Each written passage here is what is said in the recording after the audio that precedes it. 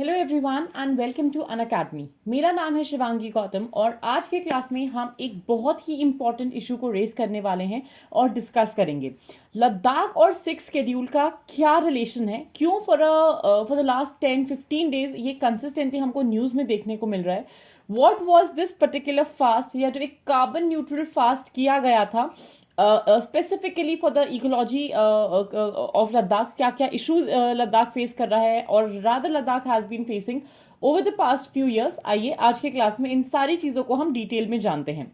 अगर हम लद्दाख की बात करें तो ये इशू न्यूज़ में क्यों है, किस टाइम से, किस पर्टिकुलर रीज़न की वजह से, पहले इस पे ध्यान देते हैं।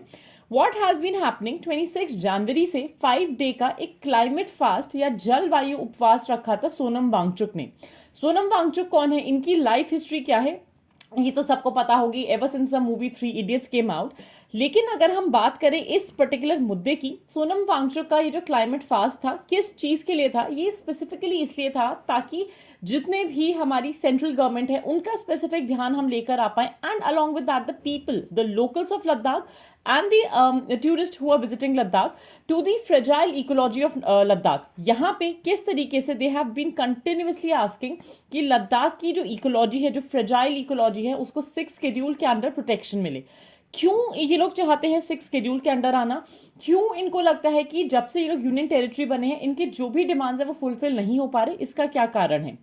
अगर हम बात करें सोनम वांगचुक की, सोनम वांगचुक एक एजुकेशनल रिफॉर्मिस्ट हैं और इंजीनियर हैं, जहाँ पे for a lot of reasons he has been famous. The most important one has been कि लद्दाख के जो लोग हैं और जो लद्दाख का इकोसिस्टम है इसको प्रोटेक्ट करने की वो कोशिश करते हैं और इसी के साथ साथ मल्टीपल चेंजेस लेकर आए हैं। बहुत सारे उन्होंने ऐसे आप बोल सकते हो साइंटिफिक इंस्ट्रूमेंट्स या साइंटिफिक एक्सपेरिमेंट्स करे हैं ताकि लद्दाख के लोगों की लाइफ थोड़ी आसान हो जाए। उनको प्रेस्टिजियस रेमॉन मैगसेसे से अवार्ड भी मिला हुआ है and ever since the movie 3 idiots came about, a good inspiration was his life story for the character, for the lead character in that movie.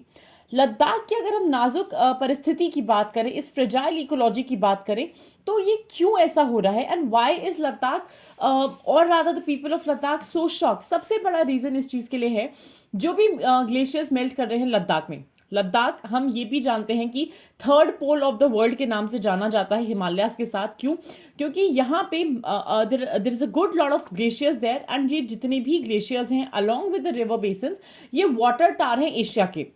Pangong reason में स्पेसिफिकली अगर हम देखें 2021 जो वर्ष था वहां पे रिपोर्ट पब्लिश हुए थे, पैंगोंग एरिया में 6.7% का, रफली 7% का रिट्रीट हो गया है ग्लेशियर्स का। ग्लेशियर मेल्ट डाउन हो चुका है ऑलमोस्ट 20 वर्षों में, 30 ईयर्स रादर, 1990 से 2019 अगर आप देखें। और ये अपने आप में एक बहुत ही प्रोमिनेंट सिचुएशन है और ये बहुत ज़्यादा खतरनाक सिचुएशन है कि क्लाइमेट चेंज की वजह से जिस पेस पे ग्लेशियर्स मेल्ट हो रहे हैं over a period of time, this will lead to flooding, this will lead to a shortage of fresh water also. अब इसका इम्पैक्ट अगर हम देखें, सबसे बड़ी दिक्कत है कि पोर्टेबल वाटर नहीं है, पानी पीने के लिए नहीं है हमारे पास अच्छी क्वालिटी का। एग्रीकल्चरल प्रैक्टिसेस बहुत ज़्यादा थ्रेटेंड है जिस हिसाब से पानी मेल्ट हो रहा है and it could just happen, अगर ग्लेशियर्स मेल्ट होंगे पानी का एकदम से फ्लो बढ़ेगा, फ्लड आ सकता है इन एरियाज में। सस्टेनेबल प्रैक्टिसेस जो लाइफ को सपोर्ट करते हैं इस पर्टिकुलर रीजन में, वहाँ पे भी एक मिनिमल क्वालिटी ऑफ या मिनिमल क्वांटिटी ऑफ वाटर रह चुका है। अलॉन्ग विद दैट पानी भी धीरे धीरे इरोड हो रहा है and due to this water erosion a lot of people are facing scarcity of water, जहाँ पे वो अपने रोजमर्रा के काम भी नहीं कर सकते हैं। स्कार्सिटी ऑफ वाटर की वजह से जो कल्चरल हेरिटेज है, जो लाइवलीहुड है लोकल्स की, वो इस कदर अफेक्ट हो गई है that they have no other option but to migrate. Tourism से भी कहाँ तक घर चलाएंगे, क्योंकि 6 महीने तक तो ये बर्फ की चादर में पूरा का पूरा एरिया ढका रहता है, तो वहाँ पे टूरिस्ट एक्टिविटी वैसे भी बहुत कम हो जाती है। फ्लोरा एंड फौना लद्दाख का इसी रीजन से थ्रेटन हो रहा है। क्यों? क्योंकि यहाँ पे पानी की कमी है और कंसिस्टेंटली जो लोकल इकोसिस्टम है वो चेंज हो रहा है। अभी तक हो सकता है वहाँ पे ऐसे फॉरेस्ट हो, ऐसे एरियाज हो सकते हैं, ऐसी इकोलॉजी हो सकती है जो ज़्यादा वाटर डिपेंडेंट हो, but due to the retreat of the glaciers there is a huge impact on the ecology of the area also. अब लद्दाख क्यों डिमांड कर रहा है 6 शेड्यूल में आने के लिए, क्या चाहता है? तो हमारा सबसे बड़ा जो यहाँ पे एक टॉपिक ऑफ डिस्कशन आ जाता है वो ये है 6 शेड्यूल या जो छठी अनुसूची है वो है क्या। हमको पता है कि हमारे कॉन्स्टिट्यूशन में there are 12 schedules which have been mention, जिसमें से जो छठा या 6 शेड्यूल है वो स्पेसिफिकली 4 ट्राइबल एरिया के एडमिनिस्ट्रेशन और जो ट्राइबल पॉपुलेशन है उनके राइट्स को सेफगार्ड करने के लिए आया हुआ है, जहां पे हमारे पास है असम, मेघालय, त्रिपुरा और मिजोरम। ये प्रोविजंस कहाँ पे प्रोवाइडेड है? आर्टिकल 244 से लेके आर्टिकल 275, जो एक special provision for these 4 states it has been mention. अब as per the 6th schedule यहाँ पे ये ऑटोनमस डेवलपमेंट काउंसिल्स को सेटअप कर सकते हैं। अभी हमारे को 10 ऐसे काउंसिल्स देखने को मिलेंगे ट्राइबल एरियाज में अक्रॉस असम, मेघालय, त्रिपुरा एंड मिजोरम, ताकि ये अपना ट्राइबल कल्चर प्रिजर्व भी कर पाए और इसको प्रोटेक्ट भी कर पाए। और सबसे प्रोमिनेंट बात जो 6th शेड्यूल की है वो ये है, ये ऑटोनॉमी प्रोवाइड करता है बहुत सारे ट्राइबल कम्युनिटीज को, ताकि वो अपने खुद के लॉज फ्रेम कर पाए लैंड पे, पब्लिक हेल्थ पे, एग्रीकल्चर से रिलेटेड। द मेजर रीजन जहाँ पे लद्दाख 6th शेड्यूल की डिमांड कर रहा है वो इसीलिए कर रहा है ताकि लद्दाख का जो कल्चर है, लद्दाख के लोगों का जो कल्चर है, उनका जो इकोलॉजी है, उनका जो इन्वायरमेंट है, उसको वो प्रोटेक्ट कर पाए। The people have been staying there, they have been established there for centuries now, और उनको एग्जैक्टली पता है कि उस एरिया में किस किस चीज़ की ज़रूरत है, टूरिज्म इन्फ्लक्स कितना है, क्या क्या दिक्कतें आ रही हैं। लद्दाख और 6th शेड्यूल की डिमांड कहाँ से आई? ये कहानी शुरू होती है 2019 से भी पहले से, जब लद्दाख पहले आर्टिकल 370 के अंडर आता था, इट वॉज प्रोटेक्टेड देयर। जब जम्मू एंड कश्मीर का जो स्पेशल स्टेटस था या जो स्टेटहुड था वो रिमूव किया गया, उसको हटाया गया, यही प्रोविजंस लद्दाख पे भी लगे और लद्दाख एक यूनियन टेरिटरी बन गया along with Jammu and Kashmir. जो स्टैंडिंग कमेटी थी जिसने रिकमेंड करा था कि आप लद्दाख को 6th शेड्यूल में लेकर आइए, so there was this particular standing committee which gave the recommendation, क्योंकि यहाँ पे 79.61% जो पॉपुलेशन है वो ट्राइबल है।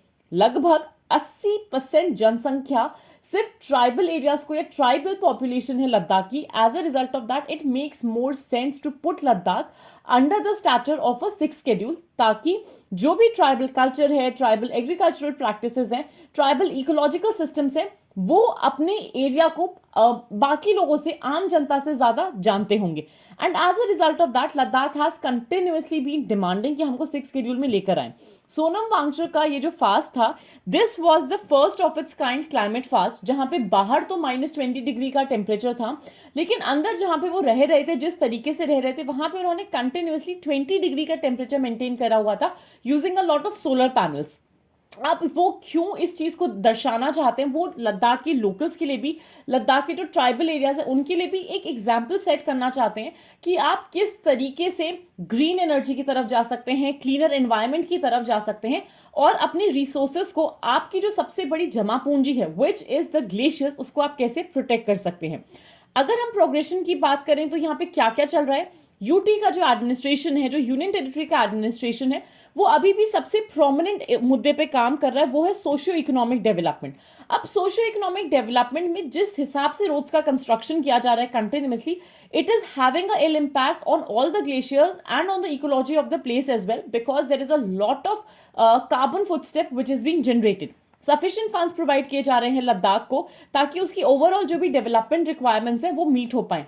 Given this, there is a very, very prominent work on the shoulders of the central government and the Ladakh administration कि आपका काम है सोशियो इकोनॉमिक डेवलपमेंट के साथ साथ, इंफ्रास्ट्रक्चर डेवलपमेंट एक्टिविटीज के साथ साथ वहाँ के इकोलॉजी पे ध्यान देना, because if that is not protected, हम ये जो 3rd पोल है वर्ल्ड का, इसको बहुत जल्दी करप्ट होता, इरोड होता देख सकते हैं, जिसके आगे की जो इम्प्लीकेशंस हैं काफ़ी ज़्यादा हानिकारक होंगे। Before I wind up, just a quick reminder about the new batches and the schedules that we are all launching at Unacademy. हमारा मेगा एक्सटेंशन ऑफर आया है जो लिमिटेड पीरियड ऑफर है। आप कोड यूज कर सकते हैं SHIVGLIVE to get a discount on all the batches and the courses. Apart from that, हमारे नए कोर्सेज स्टार्ट हो रहे हैं 2023 के लिए रिवीजन बैचेस और 2024 के लिए भी। अपार्ट फ्रॉम दैट, इस संडे 12 फरवरी को अनअकैडमी कॉम्बैट होगा 11 से 12 बजे। Stay tune for the same. 75% तक का स्कॉलरशिप है और अमेजिंग Amazon वाउचर्स आपको मिलेंगे अप टिल 50,000 रुपीज। तो use the code Shivji live for free enrolment and we'll be seeing you tomorrow for more classes. Before I wind up, thank you so much. Like this video, share it as much as you can, and stay tuned for more.